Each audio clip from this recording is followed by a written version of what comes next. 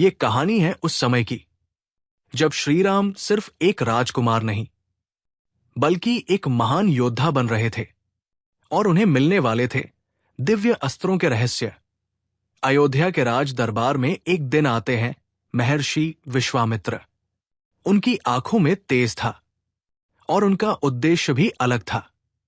वे राजा दशरथ से कहते हैं, हे राजन, मुझे आपके पुत्र राम और लक्ष्मण चाहिए। मैं उन्हें दिव्य विद्याओं का ज्ञान देना चाहता हूं। दशरथ पहले घबरा जाते हैं, लेकिन गुरु वशिष्ठ के समझाने पर वे मान जाते हैं। राम और लक्ष्मण विश्वामित्र के साथ वन की ओर निकल पड़ते हैं। रास्ते में विश्वामित्र उन्हें पहला मंत्र सिखाते हैं, बला और अतिबला विद्या। रहस्य ये था, ये मंत्र भूख, प्यास और थकान को नियंत्रित कर सकते थे। ये केवल शारीरिक शक्ति नहीं थी, बल्कि मन और ऊर्जा पर नियंत्रण का ज्ञान था।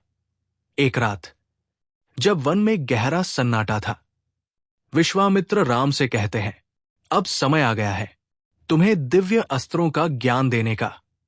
फिर शुरू होती है अस्त्र दीक्षा। विश्वामित्र एक एक करके सभी दिव्य अस्त्रों के नाम लेते हैं। अग्नेयास्त्र, वायवास्त्र, वरुणास्त्र, ब्रह्मास्त्र, और हर अस्त्र के साथ एक शक्तिशाली मंत्र जुड़ा होता है। इन अस्त्रों का सबसे बड़ा रहस्य क्या था? ये केवल हथियार नहीं थे, ये ऊर्जा के रूप थे, जिन्हें मंत्र और ध्यान के माध्यम से नियंत्रित किया जाता था। अर्थात जितना शुद्ध मन, उतना शक्तिशाली अस्त्र। जब विश्वामित्र ने अस्त्रों का ज्ञान दिया, राम ने तुरंत सब कुछ ग्रहण कर लिया।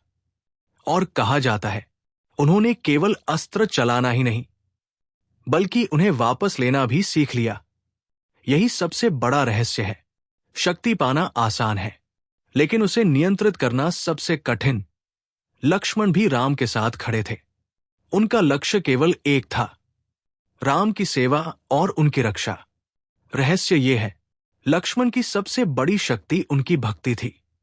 दीक्षा के बाद राम ने पहली बार दिव्य अस्त्रों का प्रयोग किया, जब उन्होंने ताड़का और अन्य दुष्ट राक्षसों का वध किया। यह केवल एक युद्ध नहीं था, यह धर्म और अधर्म के बीच पहली विजय थी। तो दोस्तों, रामायण का यह भाग हमें सिखाता है, असली शक्ति बाहरी अस्त्रों में नहीं, बल्कि अंदर के नियंत्रण में होती है। और जब गुरु सही हो, तो शिष्य असंभव को भी संभव बना देता है।